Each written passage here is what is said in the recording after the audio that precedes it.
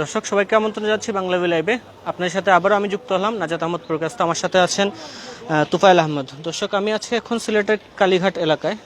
আপনারা দেখানোর চেষ্টা করব এখানে বন্যার পানি কমে যাওয়ার পরে আসলে ব্যবসায়ীদের মধ্যে আসলে আবার কর্মব্যস্ততা শুরু হয়েছে। গত এক সপ্তাহে সিলেটের বন্যা পরিস্থিতির কারণে এই কালীঘাটে সকল দোকানপাট আসলে বন্ধ ছিল।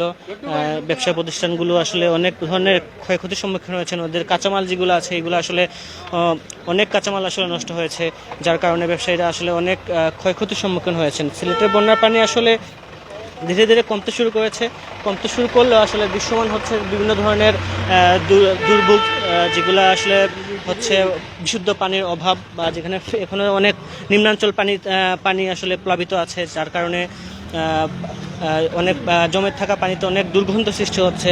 খাবার পানির অভাব, সাথে সাথে হচ্ছে অনেকের মধ্যে একটা কর্মসংস্থানের অভাব দেখা দিয়েছে। এই সিলেটের বন্যার পানি আসলে কমতে শুরু করলেও আরও পুরোপুরি বন্যা পরিস্থিতি মুক্ত হতে সিলেটের মানুষের আরও 4-5 দিন সময় লেগে যেতে পারে, যাতে এই সিলেটবাসী আরও 3-4 দিন 3 থেকে 4 দিন বা 5 দিনও সময় লাগতে পারে এই দুর্ভোগ থেকে মুক্তি পেতে। আমরা একজনের সাথে কথা বলবো, একজন ব্যবসায়ীর সাথে কথা বলবো, যেখানে এই দোকানটিতে আসলে পেঁয়াজের একটি গুদাম, পেঁয়াজ আলু গুদাম, সেখানে হচ্ছে ব্যবসায়ীরা আসলে পানিতে আসলে কী ধরনের ক্ষয়ক্ষতির সম্মুখীন হয়েছেন বা কী ধরনের কী করেছেন এই পানির সময়, এই বিষয়টি জানার চেষ্টা করবো। আসলে পানির আসলে কতটুকু ছিল আপনাদের এখানে? আসলে আপনার কয়দিন পরে দোকানটা আমরা 4 দিন পর আজকে থেকে এই দোকানটা খুলছি। আর পানি প্রায় ঘরের ভিতরে 3 ফুটের মতো পানি ছিল। আমাদের প্রচুর পরিমাণে ক্ষতি হয়েছে, যা মনে করেন অন্তত 100 বস্তা পেঁয়াজ হবে পানির নিচে ছিল, নিচের খামারগুলো পানির নিচে ছিল। আর এগুলো ভিজছে, অনেকগুলা মাল নষ্ট হয়েছে। আলুর বস্তা প্রায় 30 থেকে 40টি আলুর বস্তা পানির নিচে ছিল।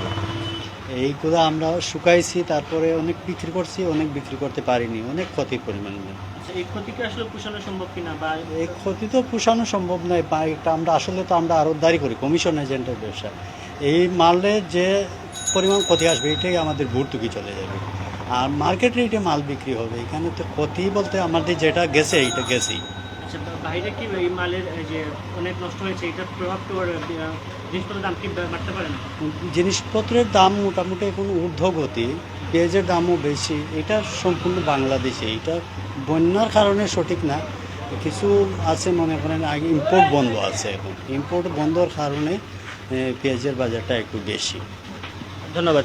দর্শক, আপনারা যেমনটি দেখানোর চেষ্টা করছিলাম, এখানে আসলে ব্যবসায়ীদের যে পরিমাণ ক্ষতির সম্মুখীন হয়েছেন সেই বিষয়গুলো আসলে আপনারা জানার চেষ্টা করছিলাম। আমরা একজন ব্যবসায়ীর সাথে কথা বলবো, জানার চেষ্টা করবো আসলে বন্যা পরিস্থিতি আসলে ওনারা কীভাবে মোকাবেলা করেছেন, বা বন্যা পরিস্থিতির কারণে ওনারা আসলে কী ধরনের সমস্যার সম্মুখীন হয়েছেন, তা সেই বিষয়গুলো আসলে জানার চেষ্টা করব।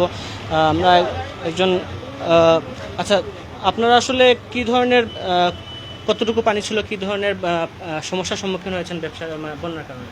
আমাদের এখানে মনে করেন গত কিবার জানি পানিটা আসল, 3 দিন আগে মনে করেন এখানে আমরা সকালবেলা পরেই পানি বাড়তে পরেই আমাদের গুদাম দোকানের মধ্যে পরেই 3 পা হাত পানি হয়েছিল আর কি।